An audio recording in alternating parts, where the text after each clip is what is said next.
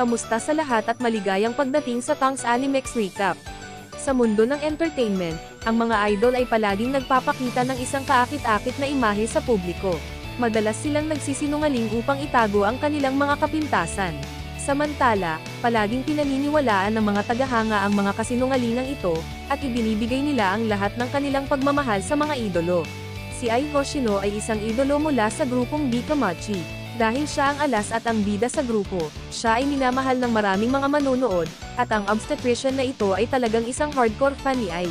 Ang kanyang pangalan ay Guro. Binuksan pa niya ang TV para panoorin si Ai na gumanap sa kwarto ng isang pasyente, kaya pinapagalitan siya ng nurse.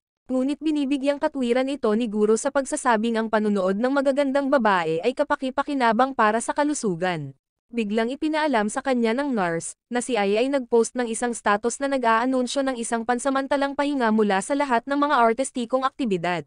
Nagulat ito kay Guro. Hindi maintindihan ng nurse kung bakit siya nahuhumaling kay Ai, dahil siya ay isang 16 na taong gulang na batang babae. Pagkatapos ay sinabi sa kanya ni Guro ang isang kwento. Noong siya ay isang medical intern, ang isa sa kanyang mga pasyente ay pinangalan ng Sarina. Siya ay isang hardcore fan ni Ai tulad ni Guro, at si Sarina ay mayroong pangarap. Kung siya ay ipanganak muli, gusto niyang maging katulad ni Ai. Ngunit naisip ni Guro na hindi magkatotoo ang pangarap na iyon. Natagpuan ni Guro si Sarina nakahanga-hanga. Kung gumaling siya, maaari siyang maging isang idolo tulad ni Ai, at nangako si Guro na magiging pinakamalaking tagahanga ni Sarina. Ito ay labis na ikinatuwa ni Sarina, kaya't nais niyang pakasalan kaagad si Guro. Ngunit si Sarina ay 12 taong gulang lamang. Sinabi sa kanya ni Guro na pag-isipan ito kapag siya ay 16 na taong gulang. Gayunpaman, pagkaraan ng ilang sandali, namatay si Sarina. Kung nabubuhay pa siya, siya ay magiging 16 na taong gulang tulad ni Ai. Kaya gustong hanapin ni Guro ang figura ni Sarina sa pamamagitan ni Ai. Bagamat narinig ng nurse ang kwento ni Guro, pero naisip pa rin niya na isa itong lolicon. Hindi siya naniwala na fan ni Ai si Guro dahil lang kay Sarina. Sinabi ng nurse na kung gusto siyang ligawan ni Ai, hindi tatanggi siguro. Sa oras na ito, nag-aalala siguro kay Ai. Hindi niya maintindihan kung bakit umalis si Ai sa stage. Pagbalik ni Guro sa klinik, nagsasagawa siya ng pregnancy check-up sa isang 16 na taong gulang na pasyente, at ang lalaking ito ang kanyang tagapag-alaga, dahil lumaki siya sa isang orphanage. Nang tanggalin niya ang kanyang sombrero, agad na napagtanto ni Guro na pamilyar siya. Kaya agad siyang naghanap ng dahilan para lumabas para magmukhang halo. Sa oras na ito napagtanto ni Guro, siya si Ai, ang kanyang magandang idolo. Ngunit nawala ng pag-asa si Guro, dahil nabuntis siya ng isang lalaki. Sa oras na ito tinanong din ng tagapag-alaga kung sino ang lalaking iyon, ngunit sinabi ni Ai na ito ay isang sikreto. Pagkatapos, nagpa-ultrasound si Guro para sa kanya. Nalaman niyang 20 weeks na itong buntis, at ito ay kambal, na ikinagulat nila. Labis ang pag-aalala ng guardian, dahil kapag nalaman ng mga tao na nagkaroon ng mga anak si Ai, matatapos na ang kanyang idolo career. Hiniling ni Ai ang opinyon ng doktor, ngunit sinabi ni Guro na sa kanya ang desisyon. Alam ni Guro na kapag nagpakasal ang isang idol, sila ay iiwanan at pupunahin ng kanilang mga tagahanga. Nag-aalala siya na baka hindi na makabalik si Ai sa entablado at muling kumanta. Biglang hinanap ni Ai si Guro. Pumunta pala siya sa rooftop para i-enjoy ang simoy ng hangin, dahil akala niya ay maganda ang night sky. Sa sandaling iyon, tinanong ni Guro si Ai, hindi ka na ba magiging idol sa hinaharap? Gayunpaman, hindi aalis si Ai sa entertainment industry, at isisilang din niya ang kanyang 2 anak, dahil noon pa man ay gusto na ni Ai na magkaroon ng pamilya. Nagulat ito kay Guro, at inilihim ito ni Ai. Kung papipiliin siya sa pagiging ina o idolo, pareho ang pipiliin ni Ai. Dahil sakim na tao si Ai, naramdaman ni Guro na malakas at maganda si Ai, parang bituin sa langit, at tapat na fan din siya. Kaya nangako si Guro na tutulungan si Ai na manganak ng ligtas. Kinaumagahan, kinuha ni Guro si Ai para magparehistro ng pekeng pangalan para sa ospital. Dahil napakabata pa ni Ai, kailangan niyang magkaroon ng C-section sa halip na natural na panganganak. Ngunit nag-aalala si Seito na magkaroon ng peklat si Ai sa kanyang tiyan, kaya nagpa siya si Ai na manganak ng natural. Sa mga sumunod na araw, tinulungan ni Guro si Ai na magsanay, upang suportahan siya sa panahon ng panganganak. Sa lalong madaling panahon, naabot ni Ai ang kanyang inaasahang takdang petsa, kaya binigyan siya ng maingat na pangangalaga. Pagkatapos noon, lumabas si Guro para mamasyal. Bigla siyang nakatagpo ng isang misteryosong lalaki. Alam ng lalaki na nasa ospital na ito si Ai. Agad na hinala ni Guro na isa siyang stalker, ngunit mabilis na tumakbo ang lalaki. Kaya hinabol siya ni Guro, dahil kailangan niyang tiyakin na ligtas na nanganak si Ai. Biglang nawala sa paningin niya si Guro. Pagkatapos ay lumitaw ang lalaki mula sa likuran at itinulak si Guro sa isang bangin, na nag-iwan kay Guro na malubhang nasugatan. Sa sandaling iyon, naalala niya ang panaginip ni Sarina. Kung siya ay muling nagkatawang tao, nais niyang maging isang idolo. Sa huli, nanganak si Ai. Akala ni Guro ay namatay na siya, ngunit nang imulat niya ang kanyang mga mata, siya ay muling nagkatawang tao bilang anak ni Ai, at ang kanyang pangalan ay Aqua.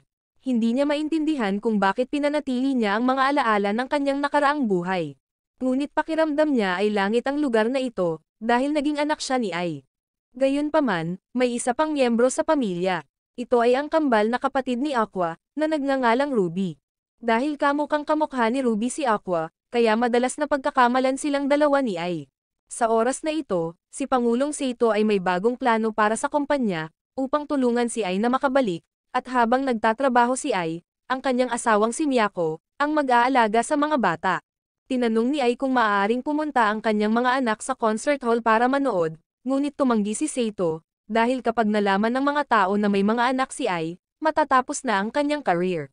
Maging ang kanyang kumpanya ay mabankrupt, at hindi rin siya pinayagang lumabas kasama ang mga bata. Nakaramdam ito ng inis kay Ai. Naramdaman ni Aqua na napakabata ni Ai para maging isang ina, kaya nahihirapan siyang magtiwala sa kanya. Kaya umaasa siyang alagaan siyang mabuti ng asawa ni Seito. Sa sandaling ito, pagod na pagod si Miyako sa pag-aalaga ng bata. Samantala, nanunood ng TV si Aqua para sundan ang pagbabalik ni Ai. Sinagot niya ang panayam ng natural, halos hindi sinasadyang ibunyag na mayroon siyang mga anak. Sa kabutihang palad, mabilis niyang ipinaliwanag na ang pinag-uusapan niya ay ang mga pusang kanyang pinalalaki. Sa sandaling ito, handa na ang idol group na magtanghal. Maraming bulungan sa audience. Akala nila ay ordinaryong idol group lang ang Bikamachi, ngunit walang pakialam si Seito sa mga komentong iyon, dahil naniniwala siya sa talento ni Ai. Nang magsimulang kumanta si Ai, nagulat agad siya sa lahat. Samantala, nasa bahay si Aqua, matamang pinapanood ang kanyang ina na gumaganap. Nagpapasalamat siya sa taong pumatay sa kanya, dahil salamat sa kanya, muling isinilang si Aqua bilang anak ni Ai. Kaya nagpa siya si Aqua na tamasahin ang buhay na ito. Biglang nagising si Ruby. Nakita niyang nagpe-perform si Ai, na ikinatuwa ni Ruby.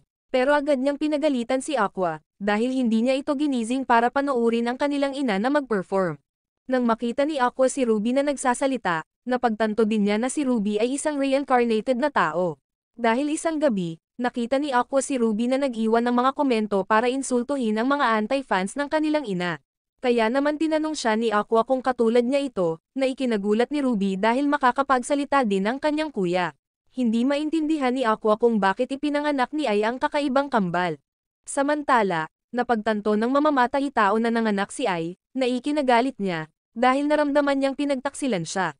Kinaumagahan, binigyan ni Ai ng gatas si Aqua.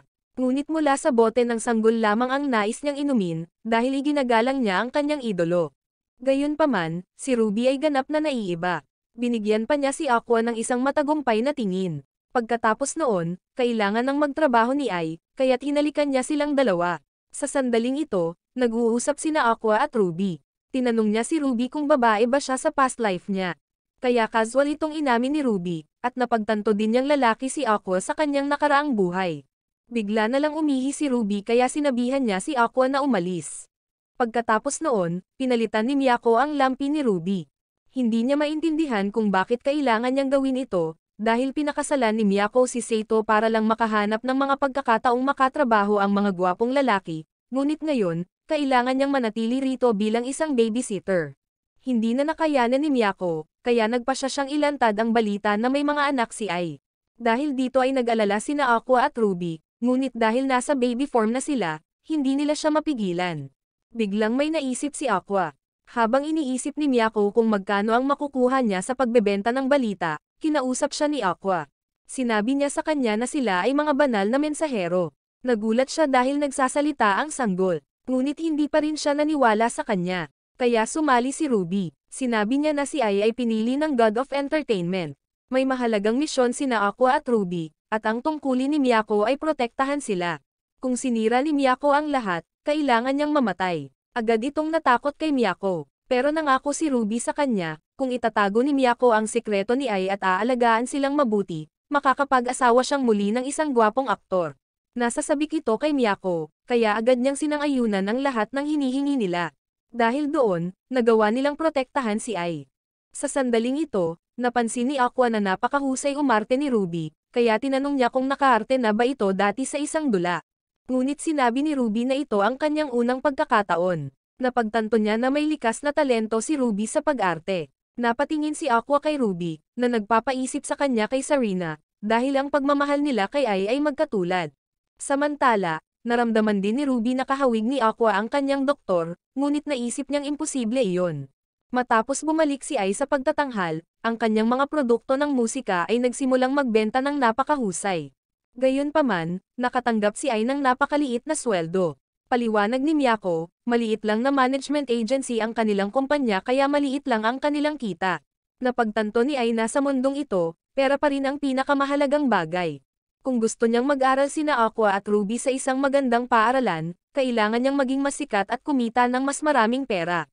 Pagkatapos noon, nagpatuloy si Ai sa pag-eensayo. Tinanong ni Ruby si Aqua, hindi ba ang pagiging isang idolo ay isang madaling paraan upang kumita ng pera? Ipinaliwanag ni Aqua na kailangang sagutin ng mga idolo ang maraming gastusin para sa iba't ibang tao. Kung ang kanilang mga produkto ay hindi nakakuha ng pansin, kailangan pa nilang ibawas ang mga gastos sa costume mula sa kanilang sariling mga sweldo. Iilan lang ang kumikita ng malaki. Nadama ni Ruby na ito ay hindi patas. Na-realize din ni Aqua kung gaano kahirap ang kanyang ina, kaya't pareho nilang sinisi si Miyako, dahil wala itong mahanap na kontrata sa advertisement, pero ipinaliwanag niya na nahirapan ang isang music group na makipagkompetensya sa mga solo idol. Dati, maraming idolo ang umalis sa kanilang mga grupo para mag-solo. Gayunpaman, kung hindi sila makahanap ng trabaho, kailangan nilang kumuha ng mga side job sa mga restaurant o bar. Kahit na isang talented na idol si Ai, kung aalis siya sa kanyang grupo, mahihirapan siyang mabuhay sa showbiz. Samantala, nabasa ni Ai ang isang mapulot na komento mula sa isang anti-fan, na nagpapahina sa kanya ng loob. Pagkatapos noon, dinala ni Miyako sina Aqua at Ruby sa venue ng pagtatanghal ni Ai, na labis nilang ikinatuwa. Pinilit pala nilang dalhin sila ni Miyako, dahil napansin ni Ruby na parang down si Ai, gusto niyang pasayahin ang kanyang ina. Sa sandaling ito, ang grupo ni Ai ay umakyat sa entablado. Agad na naghiyawan ang mga manunood. Habang iniisip ni Ai ang komento ng anti-fan, bigla niyang nakita sina Aqua at Ruby na nagcha-cheer para sa kanya, na agad namang nagpasigla sa kanya, dahil sobrang adorable sina Aqua at Ruby. Maging ang kanilang cheering video ay nakakuha ng maraming views sa social media. Gayunpaman, si Miyako ay pinagalitan ng president. Makalipas ang ilang oras, tumanda na sina Aqua at Ruby. Gustong-gusto ni Ruby na kumapit sa kanyang ina. Samantala, nakatanggap si Ai ng supporting role sa isang drama sa telebisyon, kaya dinala ni Miyako ang dalawang bata sa istasyon ng TV kasama si Ai. Ngunit binalaan niya sila na huwag sabihin na sila ay mga anak ni Ai, dahil si Miyako ay nagpapanggap bilang kanilang ina. Sa sandaling iyon, nakilala nila ang isang direktor na nagngangalang Taishi.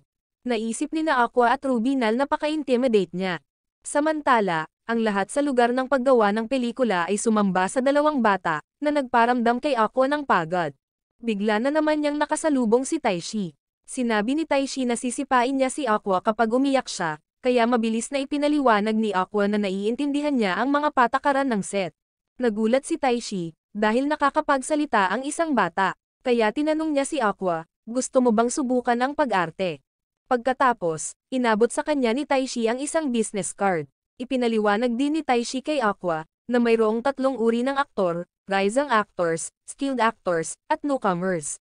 Bagamat hindi siya nag-expect ng marami sa mga bagong dating, sila ang pag-asa na maging future stars. Kung ang isang bagong artista ay minamahal ng madla, sila ay magiging matagumpay. Tiniyak nito si Aqua, dahil si Ai ay kasalukuyang nangungunang idolo. Maya-maya, nagsimula na ang pag-arte ni Ai. Akala ni Taishi ay disente siyang gumanap. Napagtanto pala ni Ai, kailangan lang niyang umarte ng maganda sa harap ng kamera, dahil may karanasan na siya sa paggawa ng mga music video. Nang gabing iyon, ni-review nila ang mga eksena ni Ai, ngunit nadismaya sina Aqua at Ruby, dahil masyadong maraming eksena ni Ai ang naputol, kaya agad na pinagalitan ni Aqua si Taishi. Paliwanag ni Taishi, ang lead actress ang napili ng production company. Gayunpaman, mas maganda at kaakit-akit si Ai kaysa sa kanya, kaya kailangan nilang putulin ang mga eksena ni Ai. Dahil dito naramdaman ni Aqua na hindi ito patas. Sinabi sa kanya ni Taishi na huwag masyadong mag-ilusyon tungkol sa entertainment industry. Pero nagilty din si Taishi, nangako siyang aayusin ang isa pang role para kay Ai. Ito ang nagpasaya kay Aqua. Ngunit ang kondisyon ay kailangan ding sumali ni Aqua sa pelikula. Kinaumagahan, dumating si Aqua sa set ng paggawa ng pelikula. Sinabi sa kanya ni Taishi na ito ay isang low-budget production lamang.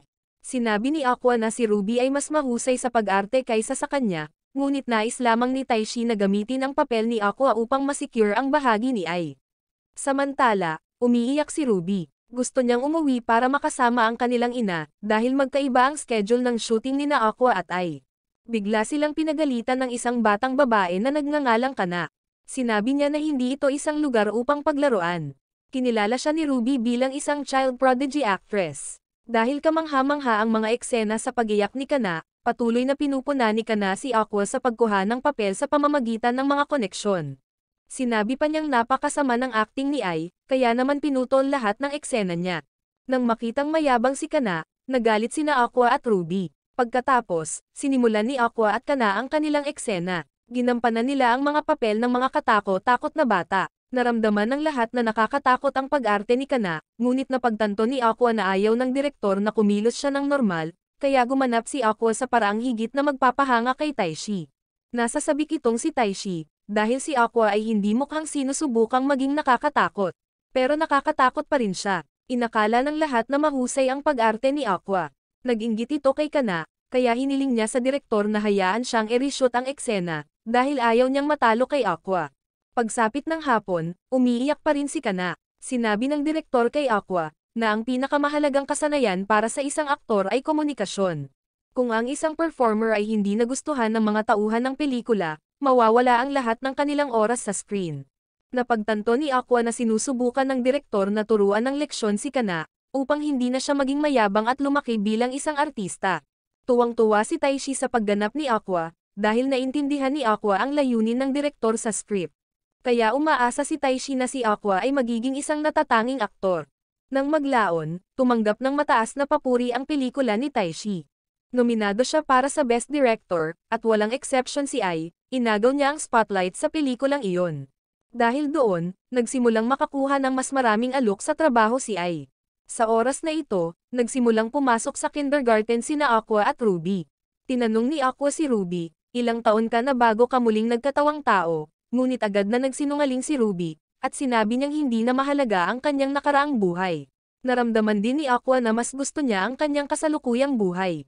Sa sandaling ito, nais ng guro na turuan ang mga bata kung paano sumayaw, si Ruby ay biglang tumakbo. Hindi maintindihan ni Aqua kung bakit iniiwasan ito ni Ruby. Hindi pa pala siya nakakasayaw noon, dahil palaging nakakonfine si Ruby sa kwarto ng ospital. Kahit na ang paglalakad ay nahihirapan na siya. Sa sandaling ito, nanunood si Ruby ng sayaw ni Ai, at napansin niya ang isang pagkakamali sa choreography ni Ai. Nagulat ito kay Ai. Napanood na pala ni Ruby ang mga dance video ni Ai ng daan-daang beses, kaya naalala niya ang lahat ng galaw ni Ai. Gayunpaman, patuloy na nahuhulog si Ruby, sa tuwing sinusubukan niyang magsanay ng pagsasayaw. Kaya pinasigla ni Ai si Ruby, tinulungan siyang mabawi ang kanyang kumpiyansa, at gusto niyang sumayaw tulad ni Ai. Sa hindi inaasahang pagkakataon, nakasayaw si Ruby. Ito ang nagpasaya sa kanya. Napagtanto ni Aqua na namana ni Ruby ang lahat sa kanilang ina. Sa sandaling ito, aksidenteng narinig ni Ai, si Aqua ay nagtataka kung sino ang kanilang ama. Kaya nakipag-ugnayan si Ai sa kanilang ama, tinanong niya ito kung gusto nitong makilala ang kanyang mga anak. Sa sandaling ito, tuwang-tuwa si Seito, dahil sikat na si Ai, at ang kanyang grupo ay magtatanghal na sa dome sa susunod na linggo. Iyon din ang pangarap ng maraming kumpanya. Lagi nilang gustong dalhin ang kanilang idol sa dome stage. Binalaan ng president ni Ai na huwag makipagkita sa ama ng mga bata sa sandaling ito. Kahit na pumayag si Ai, palagi siyang nagsisinungaling. Naalala ni Ai ang nakaraan. Dati, inimbitahan ni Seito si Ai na maging isang idol para sa kanyang kumpanya, dahil nakita niya ang malaking potensyal sa kanya.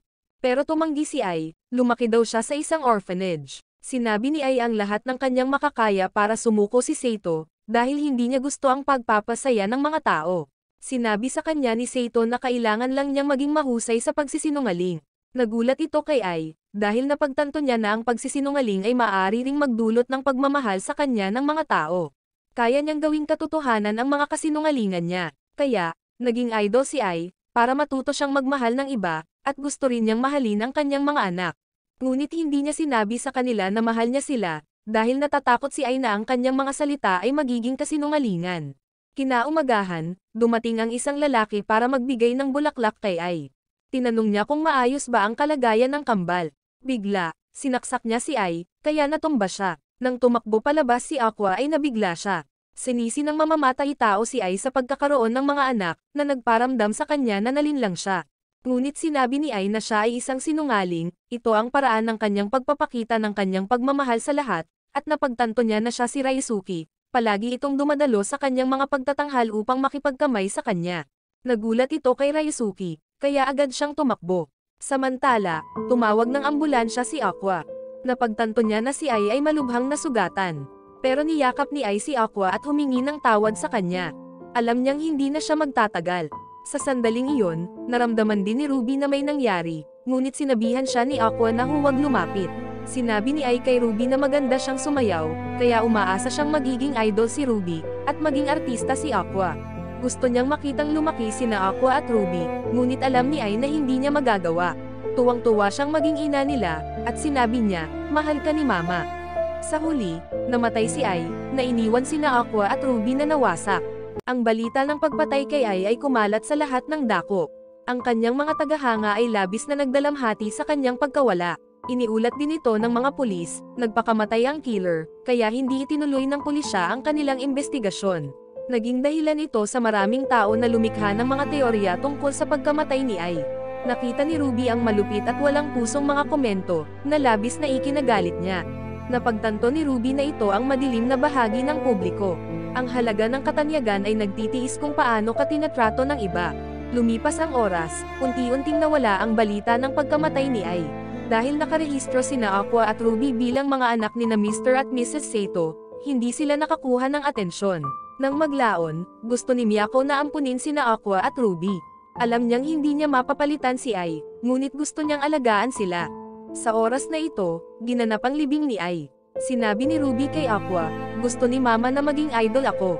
Habang si Aqua ay hindi alam kung ano ang gagawin kung wala si Ai, biglang, may napagtanto siya, paanong laging nalaman ng pumatay ang lokasyon ni Ai. Kaya naisip niya na baka may nag-leak ng impormasyon. Alam ni Aqua na hinding-hindi gagawin ng chairman at ng kanyang asawa ang ganoong bagay, at pagkatapos, napagtanto niya, ang gumawa nito ay ang kanyang biolohikal na ama. Sigurado si Aqua na isa rin siya sa showbiz, kaya porsigido si Aqua na hanapin siya, at personal na maghiganti.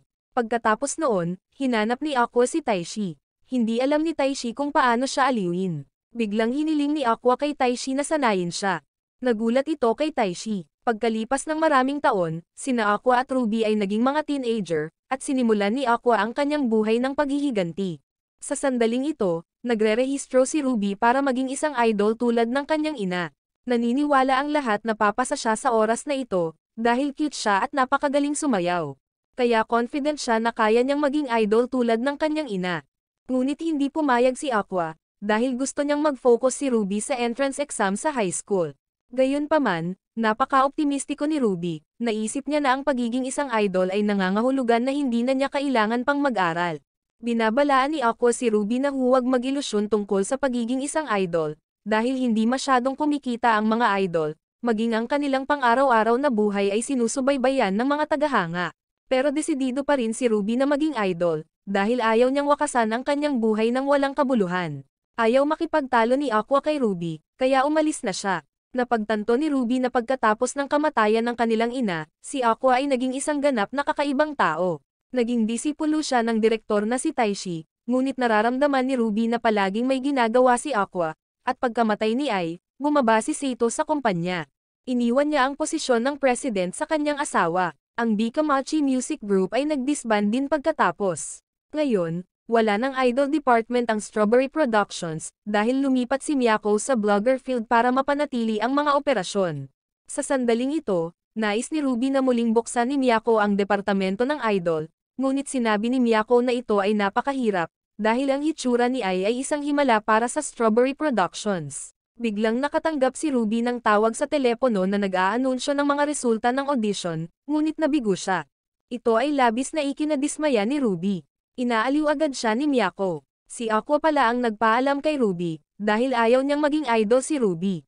Pakiramdam ni Taishi na si Aqua ay isang mahuhusay na artista. Ginamit pa niya ang telepono ni Ruby para i-withdraw ang kanyang aplikasyon ng maaga. Hindi maintindihan ni Taishi kung bakit pinipigilan ni Aqua si Ruby na maging isang idol. Sinabi ni Aqua na ayaw niyang makitang sumunod si Ruby sa yapak ni Ai. Kahit sinubukan siyang pigilan ni Aqua, natuklasan pa rin si Ruby ng isang underground idol group. Ikinagulat nito ang parehong Aqua at Miyako.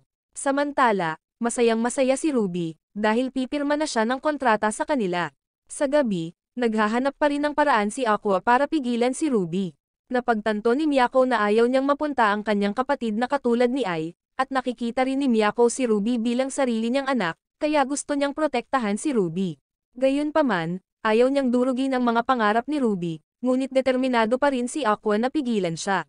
Pagkatapos nito, nag-disguise si Aqua bilang isang talent agent, at dinala niya ang isang underground idol na nagngangalang Lara sa Strawberry Productions. Ito ay nasasabik sa kanya, dahil ang kumpanyang ito ay minsang lumikha ng Bikamachi Music Group. Pagkatapos, tinanong siya ni Aqua tungkol sa mga underground idols. Sa sandaling ito, nalaman nilang hindi maganda ang underground idol company. Maging ang mga executive ng kumpanya ay may relasyon sa mga babaeng idol, kaya determinado si Aqua na pigilan si Ruby na maging isang idol. Kinaumagahan, ganap na handa si Ruby para sa interview. Ngunit labis na nag-aalala si Miyako, dahil matinding pressure ang kakaharapin niya kapag sumikat siya. Gayunpaman, determinado si Ruby na maging isang idol tulad ng kanyang ina. Biglang sinabi ni Miyako kay Ruby na huwag sumali sa kumpanyang iyon, dahil gusto niyang maging idol si Ruby para sa sarili niyang kumpanya. Nagulat ito kay Ruby. Pagkatapos nito, pumirma ng kontrata si Ruby sa Strawberry Productions. Ito ang nagpapasaya sa kanya. Hindi tinututulan ni Aqua ang desisyong ito. Pagkatapos, patuloy niyang binibisita si Taishi. Nandito pala siya para lumahok sa post-production work para sa mga pelikula. Sa sandaling ito, tinanong ni Taishi si Aqua kung gusto niyang ituloy ang pag-arte.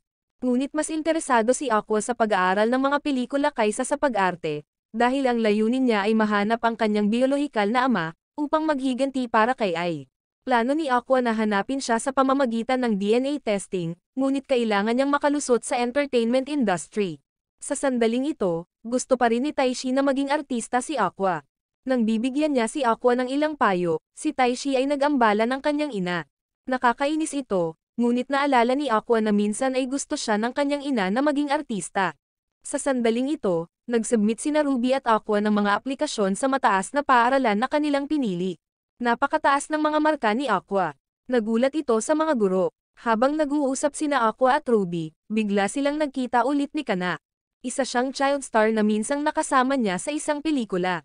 Iniisip ni Kana na si Aqua ay mag-a-apply para sa kursong pag-arte, ngunit si Aqua ay nagre-rehistro lamang para sa pangkalahatang kurso. Nagulat ito kay Kana. Sinabi ni Aqua na dito siya nag-aaral dahil kay Ruby. Ngunit ayaw ni Ruby kay Kana, dahil napakamayabang niya noong maliit pa siya. Gayunpaman, dahil nasa iisang paaralan sila, kailangan nilang magkasundo. Pagkatapos nito, kailangang pumunta si Aqua sa lugar ng direktor, ngunit patuloy siyang sinusundan ni Kana. Paulit-ulit niyang tinatanong sa kanya ang lahat ng uri ng mga bagay, dahil sa tingin niya ay magpapatuloy sa pag-arte si Aqua. Pero hindi na raw siya mag-aartista. Biglang niyaya ni Kana si Aqua sa kanyang bahay. Iniisip ni Aqua na nanliligaw ito sa kanya. Ipinaliwanag ni Kana na gusto lang niya itong makausap ng pribado, kaya dinala ni Aqua si Kana sa bahay ni Taishi. Nakakabigla ito sa kanya. Sa sandaling ito, nagtanong si Kana, bakit siya bumibisita sa bahay ng direktor kung hindi na siya mag-aarte. Ngunit sinabi ni Aqua na narito lamang siya upang maging isang assistant director. Masayang-masaya ito kay Kana, dahil alam niyang nagtatrabaho pa rin si Aqua sa industriya. Pagkatapos nito, ipinagluto sila ng ina ni Taishi. Nagulat ito kay Kana, dahil nabubuhay pa si Taishi sa kanyang mga magulong, ngunit sa tingin niya ay ayos lang ito.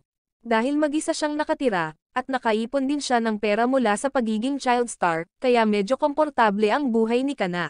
Bigla siyang humiling na manood ng pelikula kung saan gumanap si Aqua. Ngunit tumanggi si Aqua, dahil sa tingin niya ay wala siyang talento sa pag-arte. Gayunpaman, patuloy na hinihikayat ni Kana si Aqua, gusto niyang sumali si Aqua sa kanyang paparating na proyekto sa pelikula, ngunit tumanggi pa rin siya. Sinabi ni Kana na ang pelikula ay I'll Go With Sweet Today. Nakuha nito ang atensyon ni Aqua, dahil isa itong sikat na obra. Nang malaman niyang ang direktor ay si Kaburagi, bigla niyang naalala, sa 3 teleponong iniwan ng kanyang ina, isa na rito ang teleponong ginamit ni ay bago ito nabuntis. Kaya sinubukan niyang ayusin ang telepono mismo. Ngunit hindi alam ni Aqua ang password, at inabot siya ng 4 na taon upang subukan ang lahat ng posibleng numero upang i-unlock ang telepono ng kanyang ina. Sa loob, maraming mga kontak mula sa industriya ng entertainment, at kabilang sa kanila ay isang taong nagngangalang Kaburagi. Biglang nagpa siya si Aqua na makilahok. Nagulat ito kay Kana, sa tingin niya ay gusto siya ni Aqua. Kinabukasan, nakipag-ugnayan si Kana kay Kaburagi. Dahil may tiwala siya kay Kana, pumayag siya. Noong gabing iyon, nalaman ni Ruby na gaganap si Aqua sa isang pelikula. Napakasaya nito, dahil pareho silang sumusunod sa pangarap ng kanilang ina. Ngunit nais lamang ni Aqua na maghiganti sa kanyang biolohikal na ama. Sa sandaling ito, napagtanto ni Ruby, ang pelikulang bibida ni Aqua ay isang adaptasyon ng isang sikat na manga, at ang papel ni Aqua ay isang kontrabida na lumalabas sa huling yugto. Kaya napagdesisyonan nilang panoorin ang pelikula, pero nadismaya agad sila, dahil grabe ang performance ng mga male actors, kaya hindi na sila manood. Kinaumagahan, nakilala ni Aqua si Kana. Ipinaliwanag ni Kana na ang pelikulang ito ay pangunahing naghahatid ng mga gwapong modelo, upang maakit ang isang babaeng manunood. Dahil kulang sa kakayahan sa pag-arte ang mga lalaking aktor, kailangan ding pigilan ni Kana ang kanyang sariling kakayahan sa pag-arte, para hindi ma-overshadow ang mga lalaking aktor.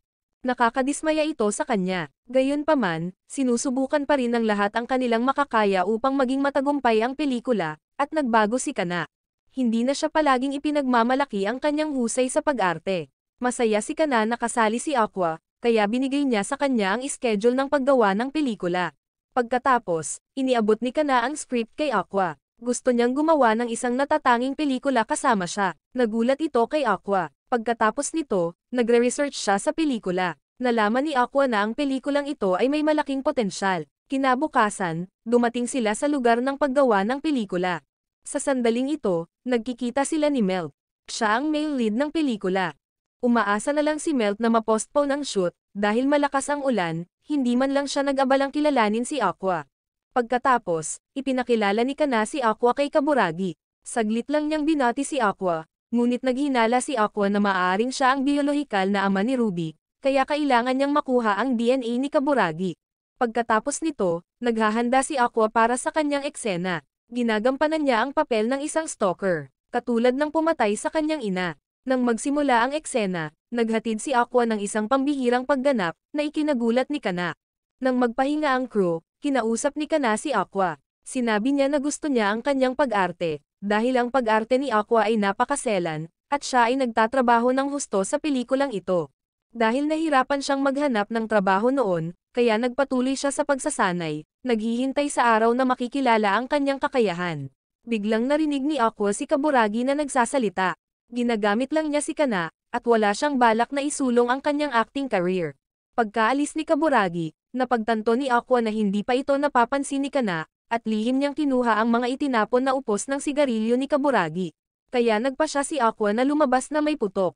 Sa sandaling ito, maingat na inoobserbahan ni Aqua ang bawat detalye sa set. Kaya, maaari niyang planuhin ang kanyang pagganap. Habang patuloy na umaarte si Kana, naalala niya ang kanyang pagkabata.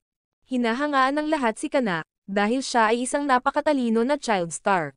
Ngunit nang matapos ang rurok ni Kana, hindi na siya pinansin ng mga tao. Binigyan pa siya ng palayaw na washed up child star. Kaya sa pagkakataong ito, inilalagay ni Kana ang lahat ng kanyang pag-asa sa pelikulang ito. Kahit alam niyang nakakatakot ang pelikula, naniniwala pa rin siya sa huling yugto. Kasabay ng hitsura ni Aqua, tiwala siyang maililigtas nila ang pelikula. Sinisikap ni Kana ang kanyang makakaya na kumilos ng maayos, ngunit ang pag-arte ni Melt ay kakilakilabot, na ikinababahala ni Kana. Maging ang direktor ay tila walang pakialam. Habang nadidismaya si Kana, biglang lumitaw si Aqua. Ginagamit niya ang tunog ng paglalakad sa tubig para lumikha ng audio effect, at ganap na ginampanan ni Aqua ang kontrabida, tinutulungan si Kana na mabawi ang kanyang espiritu sa pag-arte. Humakbang si Aqua palapit kay Melt. Tinutuya niya ang mukha ni Melt, sinasabing pangit ito sa malapitan. Nakakagalit ito kay Melt, ngunit lumalabas na tinutulungan ni Aqua si Melt na kumilos ng mas mahusay, na ikinagulat ni Kana. Siya pa nga mismo ang pumili ng shot composition. Pagkatapos, nagsimulang tumuon si Aqua kay Kana. Buo niyang isinasawsaw ang sarili sa kontrabida role, at patuloy niyang kinukutya ang miserableng buhay ni Kana, dahil gusto ni Aqua na natural na umiyak si Kana sa eksena. Nang matapos ang eksena, humingi ng tawad si Melt kay Aqua, dahil aksidente niyang nasuntok si Aqua ng napakalakas. Ngunit sinabi ni Aqua na ginawa niya ang isang mahusay na trabaho, dahil pinamamahalaan niyang ipakita ang tunay na emosyon, na nakatulong kay Kana na kumilos ng mas mahusay. Samantala, sa tingin ng direktor ay kamangha-mangha ang eksena ni Aqua, ngunit masyadong nag-improvise si Aqua, kaya kailangan nilang ayusin ang script. Kinukuha ngayon ni Kana ang kanyang huling eksena. Napagtanto niya na nahulog ang loob niya kay Aqua. Kinaumagahan, pinapanood ng may akda ng I'll Go With Sweet Today ang adaptasyon ng pelikula. Pakiramdam ng kanyang mga kasamahan ay kakilakilabot ang adaptasyon, ngunit nang makita niya ang mga pagtatanghal ni na Aqua at Kana, napaluha siya. Pinupuri din ng mga manonood ang huling yugto. Dumalo sina Aqua at Kana sa wrap-up party ng pelikula. Tinanong ni Kana si Aqua kung mayroon siyang kasintahan, ngunit, sinabi niya na wala. Bigla namang lumapit si Yoriko sa kanila. Kinilala siya ni Kana bilang may akda ng I'll Go With Sweet Today. Pinasasalamatan ni Yoriko si Kana para sa kanyang hindi kapani-paniwalang pagganap, na nagpapasaya kay Kana. Nilapitan din ng direktor si Aqua, lubos niyang pinupuri ang kakayahan ni Aqua sa pag-arte. Ngunit bago iyon, lihim na sinubukan ni Aqua ang kanyang DNA. Hindi niya ama si Kaburagi. Biglang napagtanto ni Kaburagi na kamukha ni Aqua si Ai, kaya tinanong siya ni Aqua kung may relasyon ba siya kay Ai. Ipinaliwanag ni Kaburagi na napakalapit niya kay Ai, at madalas niyang tinutulungan si Ai na palihim na makilala ang kanyang kasintahan sa likod ng kanyang ahensya. Nagulat ito kay Aqua. Gusto niyang malaman kung sino ang nobyo ni Ai. Iniisip ni Kaburagi na fan lang ni Ai si Aqua, kaya nagtakda siya ng kondisyon. Dapat lumahok si Aqua sa isang reality dating show kapalit ng impormasyon. Kinaumagahan, naghanda sina Aqua at Ruby para pumasok sa paaralan. Bigla na naman silang bumangga kay Kana. Ipinakilala niya sa kanila ang kakaibang kapaligiran ng paaralan. Lahat ng estudyante doon ay entertainer. Pagkatapos, inakay niya sila sa kanilang klase. Nang dumating si Ruby, napagtanto niya na ang lahat ng mga estudyante ay hindi kapani-paniwalang kaakit-akit. Kinakabahan si Ruby. Bigla niyang nakilala si Minami. Kinikilala siya ni Ruby bilang isang modelo ng swimsuit. Nagulat ito kay Ruby. Mabilis silang naging magkaibigan. Nang maglaon, ipinakilala ni Ruby si Minami sa kanyang kapatid. Tinanong ni Minami si Aqua kung mayroon na siyang mga kaibigan. Ngunit si Aqua ay hindi nakikipagkaibigan sa sinuman, sinabi niya na walang sinuman sa paaralan ang namumukod tangi sa kanya. Kaya sinabi ni Ruby kay Aqua ang tungkol kay Frill. Siya ay isang sikat at multi-talented na artista. Napanood na ni Ruby ang marami sa kanyang mga pelikula, ngunit para kay Aqua, si ay ang tanging idolo na hinahangaan niya. Bigla nilang nakita si Frill. Nasa sabik nito si Ruby, kaya nagsimula si Aqua ng pakikipag-usap kay Frill. Pinakiusapan niya itong maging kaibigan ni Ruby. Nakilala ni Frill si Aqua. Kilala niya siya bilang aktor mula sa I'll Go With Sweet Today. Pinupuri niya ang kanyang mahusay na pagganap. Kilala pa niya si Minami, ngunit wala siyang ideya kung sino si Ruby. Nagulat ito kay Ruby. Gusto niya ngayon na tulungan siya ni Miyako na maging idolo. Ngunit ipinaliwanag ni Miyako na hindi madali ang pagbuo ng isang idol group, kailangan muna niyang mag-recruit ng mga miyembro. Agad na iminungkahi ni Ruby si Minami, ngunit si Minami ay mayroon ng isang kumpanya ng pamamahala, kaya hindi siya maaring i-recruit ni Miyako. Biglang nag-suggest si Aqua kay Kana. Dahil dito, sinimulan ni Ruby na obserbahan si Kana. Sigurado siyang magiging sikat ang isang tulad ni Kana, ngunit hindi malapit si Ruby kay Kana, kaya nag-alok si Aqua na tulungan si Ruby na makipagkita sa kanya. Samantala, iniisip ni Kana si Aqua. Pagkatapos, bigla siyang nakatanggap ng mensahe mula sa kanya. Ito ang nakakagulat sa kanya. Hindi niya maintindihan kung bakit gustong makipagkita ni Aqua. Nakakahiya kay Kana. Sa hapon, pinuntahan niya si Aqua, ngunit pagdating niya, nakita niya si Ruby. Nakakadismaya ito kay Kana. Akala niya ay aaminin na ni Aqua ang nararamdaman niya para sa kanya, kaya mabilis niyang binago ang kanyang ugali. Dahil dito, naiinis si Ruby, ngunit kailangan niyang mabilis na bumuo ng isang idol group, kaya diretso niyang inimbitahan si Kana na sumama sa kanya. Nagulat ito kay Kana, nakita niyang seryoso si Ruby. Gayunpaman, kailangan ni Kana ng panahon para pag-isipan ito. Kung magiging idol siya, baka mawala ang kanyang young actress career. Ang pagiging isang idolo ay mayroon ding maraming mga panganib, pero pakiramdam niya ay kahawig ni Ruby si Ai. Gayunpaman, ang Strawberry Productions ay hindi isang malaking kumpanya. Mahihirapan siyang sumikat. Nang malapit nang tumanggi si Kana, bigla siyang hiniling ni Aqua na maging idolo sa tabi ng kanyang kapatid. Ngunit si Kana ay walang tiwala sa kanyang hitsura. Papuri sa kanya ni Aqua, napaka-cute niya. Patuloy niyang kinukumbinsi si Kana. Sa wakas, atubiling pumayag si Kana na sumali sa idol group ni Ruby. Naguguluhan si Miyako kung paano nakumbinsi ni Aqua si Kana. Napag-aralan na pala ni Aqua ang personalidad ni Kana. Siya ay isang taong madaling makiramay sa iba. Sa sandaling ito, iniisip ni Kana, ngayon, mas makakatrabaho ko si Aqua sa kumpanya, ngunit binanggit ni Ruby na sasali si Aqua sa isang reality show sa pakikipag-date. Tampok sa palabas ang mga high school entertainer. Bawat isa sa palabas ay may kakaibang talento. Napagtanto ni Kana na lahat sila ay mga kaakit-akit na tao. Sa wakas, nagpakita na si Aqua. Ikinagulat nito pareho sina Ruby at Kana, dahil hindi siya malamig gaya ng dati. Sa tingin ng babaeng ito ay napakagwapo niya. Iniisip ni Ruby na hindi magugustuhan ng kanyang kapatid ang babaeng iyon. Bigla niyang pinuri si Memcho, tinawag siyang adorable. Ikinagulat nito pareho sina Ruby at Kana. Hindi nila inaasahan na magbabago si Aqua ng ganito, ngunit ipinaliwanag ni Miyako na kumikilos lang si Aqua para sa publisidad.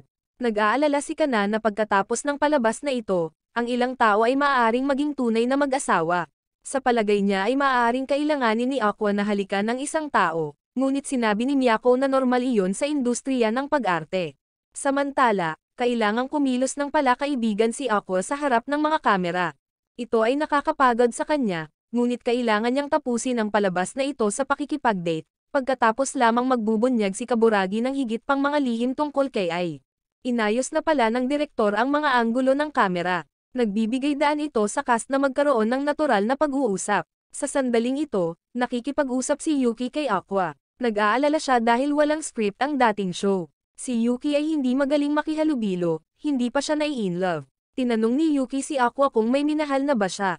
Naiisip niya si Ai. Hindi niya alam kung pag-ibig ba iyon o hindi, kaya kailangan niyang ayusin ang kanyang nararamdaman. Ngunit binalaan siya ni Yuki na maging handa sa pag-iisip, dahil sa palabas na ito, dapat talagang maghalikan ang mga mag-asawa. Biglang niyang nilandian si Aqua. Sabi niya matutuwa siyang halikan siya. Napagtanto ni Aqua na si Yuki ay hindi mahiyain gaya ng kanyang hitsura. Nang gabing iyon, pumili si Ruby ng isang babae para kay Aqua. Sa kanyang pagtataka, pinili niya si Yuki, dahil mukhang dalisay at inosente si Yuki. Ngunit sinabi ni Aqua kay Ruby na ang kanyang kakayahang husgahan ang mga personalidad ng mga tao ay kakilakilabot. Kinaumagahan, hindi pa rin nakapili ng pangalan ng grupo sina Ruby at Kana. Biglang may dalang video camera si Miyako. Ipinaliwanag niya na dati, ang mga idol ay kailangang mamigay ng mga flyer para i-promote ang kanilang sarili, ngunit ngayon, maaari na silang mag-advertise sa pamamagitan ng internet. Iminungkahi niya na maging YouTuber sila, ngunit nag-aalala si Kana. Maganda lang ang mukha ni Ruby, hindi iyon sapat para makaakit ng maraming tagahanga. Pero tiniyak ni Miyako na tutulong siya, dahil maraming streamer ang ginawa ng Strawberry Productions. Pagkatapos ay ipinakilala niya sila kay Payon. Siya ay isang sikat na fitness YouTuber, ngunit iniisip ni Kana na sinusubukan lang niyang mapabilib ang madla. Nang malaman niya kung magkano ang kinikita niya, agad na humingi ng tawad si Kana. Si Payon ay nagsimulang magturo sa kanila. Plano niyang lumabas sila sa kanyang channel. Iyan ang pinakamabilis na paraan upang makakuha ng katanyagan. Pareho silang napapagod, dahil kailangan nilang mag-ehersisyo ng 1 oras. Pagkatapos, sinabihan niya silang tanggalin ang kanilang mga maskara at magpakilala, ngunit hindi pa rin sila pumili ng pangalan ng grupo. Kaya nagpa siya si Ruby na gamitin ang pangalang Bikamachi. Kinabukasan, sinabi ni Yuki na gusto niyang umalis sa dating show. Nagulat ito sa lahat, dahil nakatanggap siya ng maraming negatibong komento mula sa madla na ikinabahala niya. Kaya inaliw siya ng lahat. May shooting pa pala ang show. Dahil dito, talakayin ng mga manonood ang pag-alis ni Yuki. Sa sandaling ito, napakasaya ni Yuki. Napagtanto niya na lahat ay nakatutok sa kanya. Paliwanag ni Yuki, hindi siya sumusuko, pinalalaki lang niya ang kanyang emosyon. Napagtanto ni Aqua na sa paglipas ng panahon, ang tunay na personalidad ng lahat ay nagiging mas maliwanag. Pagkatapos noon ay lumabas na sila para mag-celebrate, dahil unti-unti na silang sumikat. Pag-uwi ni Aqua ay agad siyang pinagalitan ni Ruby, dahil nag-barbecue siya sa halip na kumain sa bahay kasama niya. Sa sandaling ito, nagreklamo si Ruby na ganap na itinanghal ang palabas. Ipinaliwanag ni Aqua na ang palabas ay hindi itinanghal, ngunit lahat ay kumikilos upang ipakita ang kanilang pinakamahusay na sarili. Sinabi ni Aqua na ang pagsisinungaling ay ang pinakamahusay na paraan upang maprotektahan ang sarili. Pagkatapos noon, nagpatuloy ang dating show. Ang pag-iibigan ni Yuki at Nobuyuki ay nakakuha ng atensyon ng lahat. Pero hindi ito nagustuhan ni Kengo, at naging love triangle ito. Gayunpaman, lalo lamang nitong pinasikat si Yuki. Noong gabing iyon, nakipag-usap si Aqua kay Memcho. Sinabi niya sa kanya na sumali sa love triangle kasama si Yuki para sumikat, ngunit gusto lang ni Aqua na manatili sa kanyang comfort zone. Habang si Memcho ay kailangang panatilihin ang kanyang maloko na imahe, upang matulungan siyang makaakit ng mas maraming tagahanga, ngunit siya ay nag-aalala tungkol kay Akane. Sa sandaling iyon, hindi sinasadyang nakita ni Akane ang kanyang manager na pinagalitan ng presidente, dahil si Akane ay hindi namumukod tangi sa dating show, kahit na si Akane ay nagsisikap ng husto. Dahil dito, na-pressure siya, kaya kailangan niyang gumawa ng bago para sa palabas. Kinaumagahan, nakita ni Aqua si Memcho na kumukuha ng video para i-post sa Twitter at TikTok. Sinabi niya kay Aqua na dapat din siyang mag-record ng video. Bigla nilang nakita si Akane na papalapit kay Nobuyuki. Ito pala ang direktor ay nagmungkahi na siya ay maging isang masamang babae. Sa sandaling iyon, ginagawa ni Yuki ang mga kuko ni Akane. Gusto raw niyang mas lumantad, pero ipinahayag ni Yuki na hindi niya hahayaan na makuha ni Akane ang gusto niya, dahil ipaglalaban niya rin ito. Pagkatapos nun, pinakialaman na ni Yuki si Akane kaya naman pinigilan siya ni Akane. Di sinasadya, nabasag ng kuko ni Akane ang mukha ni Yuki, dahilan para dumugo ang mukha nito, na ikinabahala ng lahat, dahil may photoshoot pa si Yuki bukas. Habang hindi alam ni Akane ang gagawin, inaliw ni Yuki si Akane. Maliit na sugat lang daw iyon na maaaring ayusin sa photo editing, at sinabi ni Yuki na talagang nagmamalasakit siya kay Akane.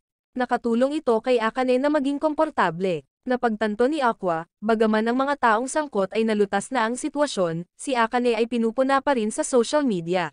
Nang maglaon, nagpost si Akane ng paumanhin online.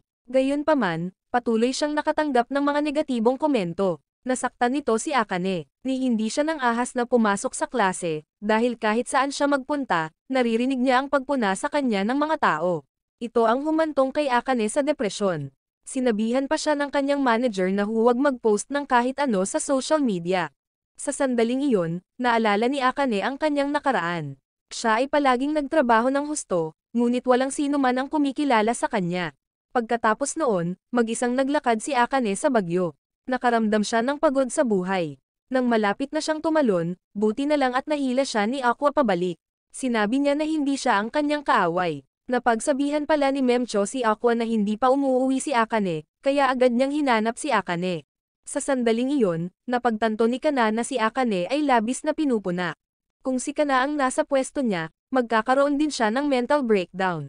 Sinabi ni Kana na ang mga reality show ay naglalantad ng mga entertainer sa publiko, at ginagamit ng mga tao ang dahilan ng malayang pananalita, para ibuli ang iba sa social media. Dahil dito ay nag-alala si Ruby kay Aqua. Biglang nakatanggap ng tawag si Miyako. Nasa police station daw si Aqua. Habang si Akane ay umiiyak ng husto, ito ay nagpaalala sa kanyang ina. Sa sandaling iyon, pinuri ni Miyako si Aqua, dahil nailigtas niya si Akane. Habang nag-aalala rin ang iba kay Akane, bigla siyang sinampal ni Yuki, dahil pinag-alala silang lahat ni Akane. Sa sandaling iyon, iminungkahi ni Aqua na umalis si Akane mula sa palabas, ngunit hindi nais ni Akane na sumuko sa kanyang mga pagsisikap at sa lahat. Kahit na natatakot siya, nagpasya siyang magpatuloy. Ito ay lubos na nagpasaya sa lahat, kaya nangako silang tutulungan si Akane. Gayunpaman, ayaw ni Aqua na pabayaan ng madali ang production team, dahil sinadya nilang pukawin ang opinyon ng publiko. Kaya sinadyang ilabas ni Aqua ang balita ng nabigong pagtatangkang magpakamatay ni Akane sa mga mamamahayag. Dahil dito, kumalat ang balita sa social media. Idineklara ni Aqua na mula ngayon, ito na ang totoong reality show. Sa sandaling iyon, napansin ni Miyako na marami pa ring negatibong komento tungkol kay Akane, kaya nag-alinlangan si Miyako sa pamamaraan ni Aqua. Ngunit sinabi niyang sigurado siyang mananalo siya, at itinuring niya ito bilang isang sugal. Kinaumagahan, hiniling ni Aqua kay Memcho na magpadala sa kanya ng mga group photos ng lahat. Hindi niya alam kung ano ang gustong gawin ni Aqua, dahil gusto niyang i-edit mismo ang video, para gumawa ng dating palabas mula sa pananaw ng mga aktor. Nang malaman ni Memcho na ang ideyang ito ay nanggaling kay Aqua, nagulat siya. Nadama niya na ang ideyang ito ay makakatulong sa kanila na ibalik ang opinyon ng publiko, kaya agad na pumayag si Memcho na tulungan si Aqua. Pagkatapos nito, hiniling niya kay Kengo na i-produce ang musika. Sabi ni Yuki, dagdagan daw nila ng eksena ang pagyakap niya kay Akane. Kanina pa pala napansin ni Yuki ang kamera sa likod niya kaya napaka-flattering angle ang pinili niya. Pagkatapos, pumunta si Aqua sa direktor para kunin ang footage na iyon. Ngunit tumanggi ang direktor, dahil hindi niya maaaring payagan ang raw footage na kumalat. Pinuna ni Aqua ang palabas sa pagiging kontrabida ni Akane. Menor de edad pa raw si Akane, kaya responsibilidad ng mga nasa hustong gulang na protektahan siya. Sa huli, kumbinsido ang direktor, kaya ibinigay niya ang raw footage kay Aqua. Pagkatapos nito, nagsimulang mag-edit ng video si Aqua at ang iba pa. Ito ay ginawa sa kanya ng labis na pagkapagod. Habang nasa sabik ang iba, nang simulan nilang i-upload ito sa social media, nakatanggap agad sila ng maraming views. Ito ay lubos na nagpasaya sa lahat. Samantala, pinanood din ni Akane ang mga video na iyon. Ito ang nagpakilos sa kanya. Sa loob lang ng isang araw, 74,000 beses na naibahagi ang kanilang video, na tumutulong kay Akane na baliktarin ang kanyang imahe. Kasabay nito, mas sumikat din ang dating show. Sa sandaling ito, bumuti ang mood ni Akane. Ito ang nagpasaya sa lahat, dahil nagpasya siyang bumalik sa set. Iminungkahi ni Aqua na pumili si Akane ng ibang karakter para sa kanyang sarili, dahil ang pagsisiwalat ng kanyang tunay na sarili ay nakakasakit lamang sa kanya. Napagtanto ni Memcho na si Aqua ay mayroon ding iba't ibang katauhan, ngunit hindi alam ni Akane kung anong uri ng papel ang dapat niyang piliin. Kaya tinanong ni Memcho si Aqua kung anong uri ng babae ang nagustuhan niya. Inilarawan niya ito batay sa imahe ni Ai. Kaya, nagpasya si Akane na subukang kumilos bilang ang uri ng batang babae na nagustuhan ni Aqua, ngunit naisip ni Aqua na walang maaaring gumaya kay Ai. Kinaumagahan, nagsimulang mangalap si Akane ng impormasyon tungkol kay Ai. Napansin niya na ang mga mata ni Ai ay napaka-espesyal, dahil ang kanyang mga mata ay puno ng kumpiyansa na nakabihag sa iba. Sa sandaling iyon, pinag-aralan ng mabuti ni Akane si Ai. Maging ang kanyang talambuhay at personalidad, dahil napakatalino ni Akane. Ibinasi niya ang kanyang pagsusuri, at naisip ni Akane na minsan ay nagkaroon ng kasintahan si Ai. Sa sandaling iyon, nakita ni Kana si Akane bilang kanyang karibal, dahil si Akane ay isang henyo sa pag-arte sa entablado. Kinaumagahan, dumating si Akane sa set. Walang sino mang umasa na ganap niyang magaya ang kilos ni Ai. Nagulat ito kay Aqua. Sa sandaling iyon, sinabi ni Kana kina Ruby at Miyako. Si Akane ay isang stage acting genius. Maaari niyang ganap na isawsaw ang sarili sa isang papel, upang ganap na may larawan ang kanyang karakter, dahil pinag-aralan niya ng maigi ang mga karakter niya. Samantala, labis na nagulat si Aqua. Hindi niya makilala ang kaharap niya bilang si Akane, hindi lang ang mga co-star niya. Kahit na ang lahat sa crew ng pelikula ay nadama na siya ay ganap na naiiba. Lahat ng mata nila ay nakatutok kay Akane. Naramdaman din ni Aqua ang alindog ni Ai kay Akane. Sa sandaling iyon, napagtanto ni Akane na maraming gabing nagpuyat si Aqua para tulungan siya, kaya nagpasalamat siya kay Aqua. Naramdaman ni Memcho na kakaiba ang kinikilos ni Aqua. Si Akane lang ang pinakinggan niya kaya akala nila gusto niya si Akane. Nahiya naman si Aqua at umalis. Nakaramdam din ng hiya si Akane at bumalik sa normal. Na-realize din ni Memcho at Yuki na gusto ni Akane si Aqua, kaya sinabihan nila itong gumawa ng move sa kanya. Samantala, pinapanood ni Ruby ang performance ni Akane. Naalala nito ang kanyang ina. Sa sandaling iyon, malalim ang iniisip ni Aqua. Kahit na nakasama niya si Ai noong maliit pa siya, hindi pa rin niya lubos na naiintindihan si Ai, at hindi niya alam kung fan siya ni Ai, anak niya, o iba pa. Sa sandaling iyon, narinig ni Kana ang mga taong nag-uusap tungkol kay Aqua at Akane.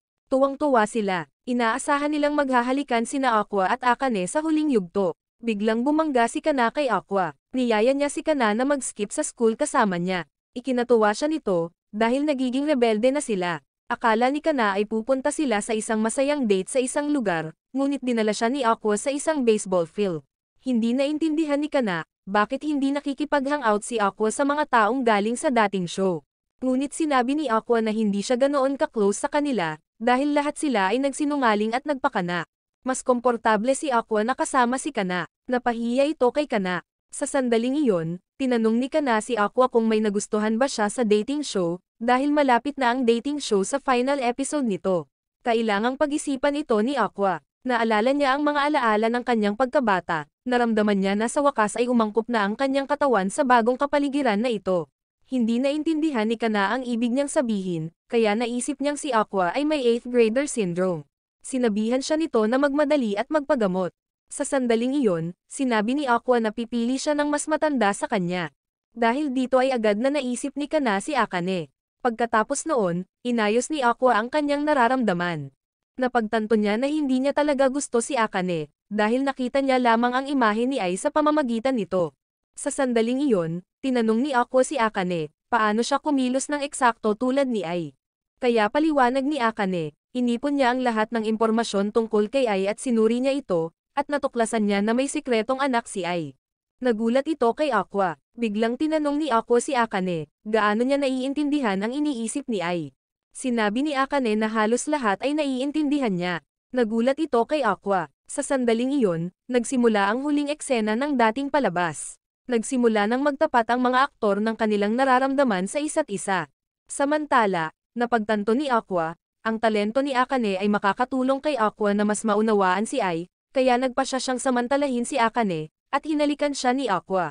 Pinasaya nito ang lahat, dahil maganda ang pagtatapos ng palabas sa pakikipag-date, ngunit si Kana ay nakakaramdam ng kakilakilabot.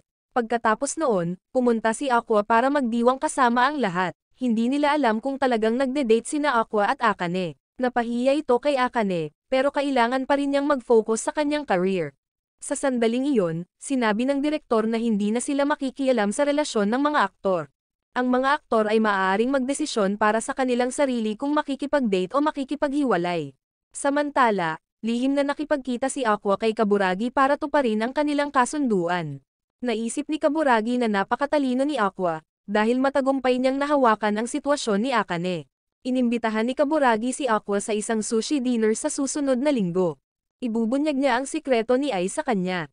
Pagkatapos noon, bumalik si Aqua sa party. Tinanong siya ni Akane kung ano ang susunod nilang gagawin, dahil alam ni Akane na hindi siya nakikita ni Aqua bilang isang romantikong kasosyo. Ipinaliwanag ni Aqua na itinuring niya si Akane bilang kanyang co-star. Dahil dito, gumaan ang pakiramdam ni Akane, at patuloy silang magde-date bilang bahagi ng kanilang trabaho. Inihayag ni Akane kay Aqua, na sina Yuki at Nobuyuki ay talagang nagde-date sa totoong buhay. Nagulat ito kay Aqua, dahil tinanggihan ni Yuki si Nobuyuki sa paggawa ng pelikula. Pagkatapos noon ay nagpaalam na ang lahat. Sa sandaling iyon, umalis si Aqua kasama si Memcho. Natuklasan niya na si Memcho ay isang tagahanga ng Bikamachi, at minsan ay gusto niyang maging isang idolo. Kaya iminungkahi ni Aqua na sumali si Memcho sa grupo ng kanyang kapatid.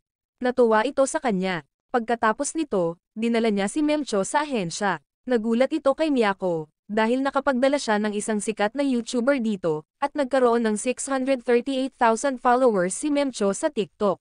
Dahil hindi nakatali si Memcho sa dati niyang ahensya, maaari siyang pumirma ng kontrata sa Strawberry Productions. Ngunit napagtanto ni Miyako, nagsinungaling si Memcho tungkol sa kanyang edad. Pinahiya nito si Memcho, kaya ipinagtapat niya kay Miyako ang kanyang tunay na edad.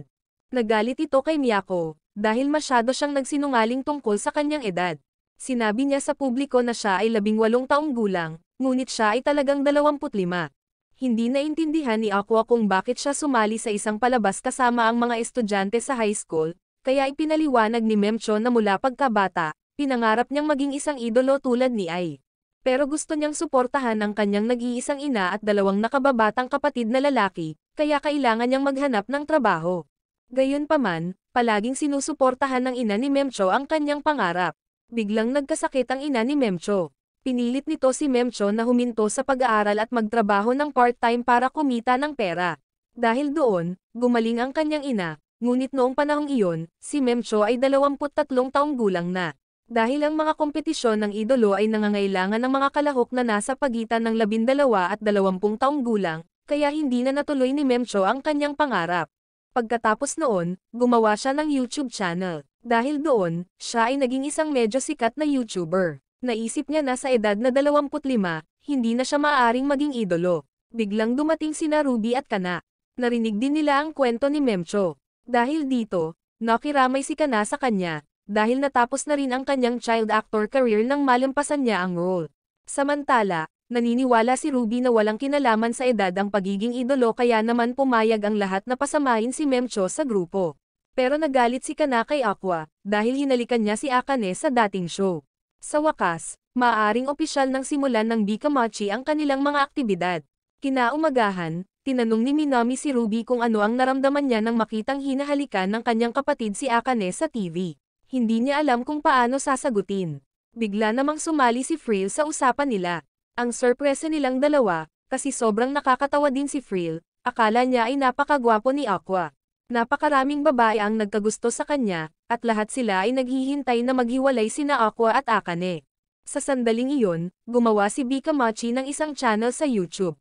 Labis na ikinatuwa ni Ruby, dahil umabot sila ng 10,000 subscribers. Habang naghihintay na makahanap si Miyako ng bagong kanta, iminungkahi ni Memcho na magsanay sila sa mga lumang kanta ni Bikamachi. Excited itong si Ruby. Pagkatapos nun, nagsimula na silang magsayaw. Pagkatapos ng practice, napagod si Kana. Biglang dumating si Aqua at inabutan siya ng isang bote ng tubig, pero galit pa rin si Kana kay Aqua at tumanggi. Malamig na paalala ni Aqua sa kanya, nasaktan siya ng ugali nito. Napagtanto ni Kana na siya ay mali, ngunit umalis na si Aqua. Nang gabing iyon, pumunta si Aqua sa kanyang pagpupulong kay Kaburagi. Hindi maintindihan ni Kaburagi kung bakit masyadong interesado si Aqua sa nakaraan ni Ai, ngunit sinabi lang ni Aqua na hardcore fan siya ni Ai, kaya nagpa siya si Kaburagi na sabihin sa kanya. Noong una niyang nakilala si Ai, kulang pa rin ang professionalism niya bilang isang idolo, kaya ipinakilala niya si Ai sa isang theater troupe na tinatawag na Lalalay, at iyon din ang tropa ni Akane. Doon, umibig si Ai sa isang tao. Kahit na hindi alam ni Kaburagi kung sino ang manliligaw ni Ai, napansin niyang matured na si Ai. Nangako siyang ipapakilala si Aqua sa manager ni Lalalay, para tulungan siyang mahanap ang mga sagot na hinahanap niya. Hindi maintindihan ni Aqua kung bakit tinutulungan siya ni Kaburagi ng ganito. Ipinaliwanag ni Kaburagi na nakita niya ang potensyal ni Aqua. Kapag nagtagumpay at nakakuha ng kapangyarihan si Aqua, matutulungan niya si Kaburagi sa hinaharap sa mga laban sa pagpili ng aktor. Naramdaman din niya ang potensyal na muling pagkabuhay ng Bikamachi. Samantala, sa panig ni Ruby, nakatanggap ang kanilang grupo ng imbitasyon na sumali sa Idol Festival mula kay Kaburagi. Ito ay nasasabik sa kanila, dahil ito ay isang malaking yugto. Ang lugar na iyon ay markahan ang kanilang unang opisyal na hitsura. Biglang iminungkahi ni Memcho na pumili ng isang sentro para sa grupo. Napagtanto ni Kana na parehong gusto ni Ruby at Memcho ang posisyon, kaya iminungkahi ni Memcho ang isang paligsahan sa karaoke, upang magpasya kung sino ang magiging sentro, ngunit tumanggi si Kana. Napansin ni Ruby na si Kana ay walang kumpiyansa kamakailan, kaya pinalakas niya ang loob niya.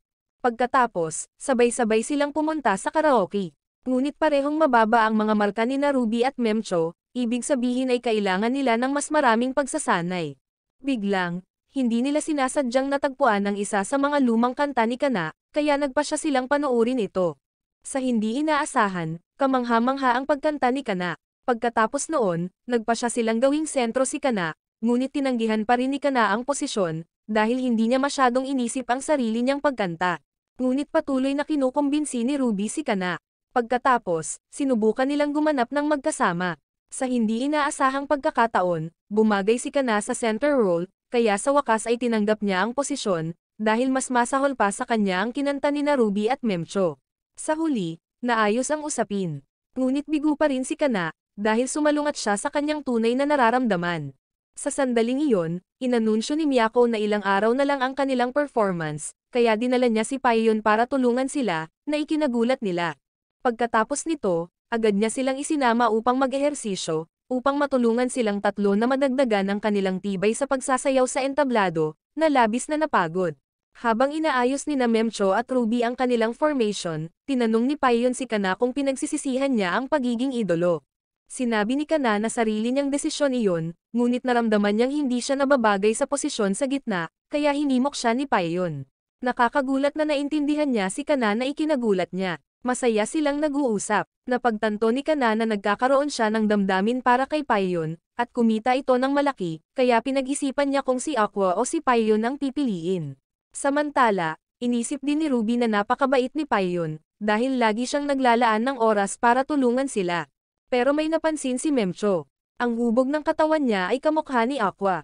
Sa isa pang sesyon ng pagsasanay, inabot ni Paeon kay Kana ang isang bote ng tubig, na labis na ikinatuwa niya. Pakiramdam niya ay mas maalalahanin si Paeon kaysa kay Aqua. Sa sandaling iyon, pinagmamasdan ni Paeon ang kanilang pagsasanay. Napagtanto niya na ang tatlo ay bumuti ng husto, at nakatanggap siya ng abiso. Naglalakbay pala talaga ang totoong Paeon. Sa sandaling iyon, labis na nasasabik si Ruby. Dahil bukas, sa wakas ay makakapagtanghal na siya, na nagpapahirap sa kanyang makatulog, kaya sinabi niya kay Kana ang tungkol dito. Noon, walang saya ang buhay niya, hanggang sa makita niya ang kanyang idolo, na siyang nagpasaya sa kanyang buhay, at nakilala rin niya ang isang doktor, na siya rin ang kanyang unang minahal. Nangako siyang maging #1 fan niya, kapag naging idol na siya. Sa sandaling iyon, nakatulog si Ruby, ngunit hindi pa rin makatulog si Kana, kaya bumaba siya. Kung nagkataon, nabangga niya si Paeon. Na-curious si Kana sa totoong mukha ni Paeon. Hindi niya inaasahan, siya talaga si Aqua, na ikinagulat niya. Kinaumagahan, si Ruby at Memcho ay puno ng lakas, ngunit si Kana ay pagod, dahil siya ay puyat buong gabi. Sa sandaling iyon, iniisip pa rin niya si Aqua. Naisip ni Kana na makakapagpahinga na siya sa wakas sa waiting room, ngunit ang lugar ay masikip at maingay. Ipinaliwanag ni Miyako na ang mga sikat na idolo lamang ang nakakuha ng pribadong waiting rooms. Pagod pa rin si Kana, ngunit nagtiwala siya sa kanyang karanasan. Naalala niya ang panahon noong una siyang kumanta, maraming beses na nabigo si Kana, ngunit patuloy niyang sinusubukang mag-isip ng positibo. Bigla niyang napansin na kinakabahan din si Ruby kaya naman pinalakas niya ang loob ni Ruby. Gayunpaman, napagtanto ni Ruby, si Kana ay kinakabahan din. Biglang inihayag ni Kana ang kanyang pressure. Natatakot siya na mabigo niya ang mga ito, ngunit nanatiling very optimistic si Ruby, agad niyang pinasigla si Kana. Hindi na nila kailangang isipin ang kabiguan, kailangan lang nila itong hamonin ng masaya.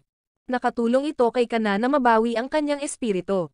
Sa sandaling ito, halos pagkakataon na nila ang mag-perform. Samantala, hinihintay ng audience ang grupong Bikamachi, dahil muling ginamit ng grupong ito ang pangalan ng dating idol group ni Ai. Sa wakas, oras na para magtanghal ang grupo ni Kana. Naalala ni Kana na bago ang pagtatanghal, pumili sila ng 3 kulay ng light stick na kumakatawan sa bawat miyembro. Si Ruby ay pula, si Memcho ay may dilaw, at si Kana ay may puti.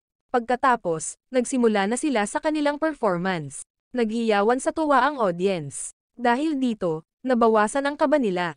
Biglang napagtanto ng matagal ng tagahanga ni Ai, si Ruby ay kamukhang kamukha ni Ai. Nang matapos ang unang pagtatanghal, ang lahat ay masigasig na nagsaya. Napagtanto din ni Kana na kumikinang si Ruby, at nakukuha niya ang atensyon ng lahat, ngunit wala siyang nakitang sumusuporta sa kanya. Habang inaalala ni Kana ang kanyang nakaraan, siya ay iniwan ng lahat, ngunit siya ay nagsumikap at nagtiyaga pa rin. Akala niya walang susuporta sa kanya. Biglang nagtaas ng puting light stick si Aqua, at nagperform siya ng sayaw gamit ang 3 kulay ng light stick ng grupo. Nagulat ito sa lahat, kaya nabawi ni Kana ang kanyang espiritu. Nagpa siya siyang maging idolo na hinahangaan niya. Sa wakas, natapos din ang performance, tuwang-tuwa ang mga manunood. Pagbalik nila, nakita nila si Aqua na naghihintay na sa sasakyan. Tinanong ni Kana kung paano niya naisip ang kanilang pagganap. Sabi ni Aqua, medyo maganda ang performance nila. Hindi niya sila mabigyan ng mataas na marka, dahil sigurado si Aqua na magkakaroon sila ng mas magandang performance sa hinaharap. Sa sandaling iyon, nagtanong si Miyako tungkol sa relasyon ni na Aqua at Akane, ngunit sinabi niya na sila ay mga kasamahan lamang sa trabaho. Biglang nakaramdam ng saya si Kana, dahil alam niyang hindi talaga magkasintahan sina Aqua at Akane. Samantala, napagtanto ni Memcho, ito ay isang love triangle. Sa sandaling iyon, napagtanto ni Akane na malapit na siyang makatrabaho si Aqua. Ito ang nagpasaya sa kanya. Kinaumagahan, hinarap ni Kana si Aqua, dahil nag-disguise siya bilang Paeon. Ipinaliwanag ni Aqua na noong panahong iyon, tumanggi si Kana na makipag-usap sa kanya. Ito ang nagpasaya kay Kana. Akala niya ay sinuot ni Aqua ang kakaibang sombrero na iyon para lang makausap siya, ngunit paliwanag niya, gusto lang niyang tulungan silang mag-practice para sa kanilang performance. Samantala, pinagmamasdan sila ni Ruby at Memcho. Nakatuwaan siya nito, dahil napagtanto niyang komportable ang kanyang kapatid sa tabi ni Kana. Nag-alala si Memcho kay Akane, kailangan niyang magsikap. Sa sandaling iyon, nakatanggap si Kaburagi ng isang bagong proyekto sa pelikula na tinatawag na Tokyo Blade, at naghahanap sila ng mga batang aktor. Ang unang kandidato ay si Akane. Pinili rin ni Kaburagi ang iba pang mga batang aktor para sa pelikula. Kinaumagahan, nagkukunwaring nagde-date sina Aqua at Akane, dahil kailangan nilang mag-post ng mga dating photos sa social media pagkatapos ng palabas. Sa sandaling iyon, sinabi ni Akane kay Aqua, nakuha niya ang papel na Sayaheim sa Tokyo Blade. Samantala, si Aqua ay tinanghal bilang Toki, at ang kanilang mga karakter ay magkasintahan. Hindi alam ni Aqua kung sino ang gaganap na kapareha ng pangunahing tauhang babae. Sa hindi inaasahang pagkakataon, si Kana pala. Binalaan niya sila na huwag agad mag-post ng mga larawan, dahil maaari silang maging target ng mga obsessive na tagahanga. Napagtanto ni Akane na ang kanyang co-star ay si Kana. Natuwa ito sa kanya, dahil magkaribal sila. Nakita sila ni Aqua na nagtatalo. Ito ang nagparamdam sa kanya na walang magawa. Tapos, tinukso ni Kana, nasa business relationship lang si Akane at lumayo. Hindi maintindihan ni Aqua kung bakit sila may galit sa isa't isa. Mula pagkabata, si Kana ay palaging gumaganap ng mga papel na gusto ni Akane, at siya ay kilala bilang isang child prodigy actress, kaya determinado si Akane na huwag mawala sa kanya. Samantala, hinahangaan ni Ruby ang kanyang ina. Desidido si Aqua na hanapin ang kanyang biolohikal na ama at maghiganti sa kanya. Maraming salamat sa panonood, sana nag-enjoy ka sa anime na ito. Mag-subscribe at pindutin ang notification bell upang updated ka lagi sa mga bagong video na may upload namin, at para makatutok sa higit pang Tagalog anime recap, magkita tayo sa susunod.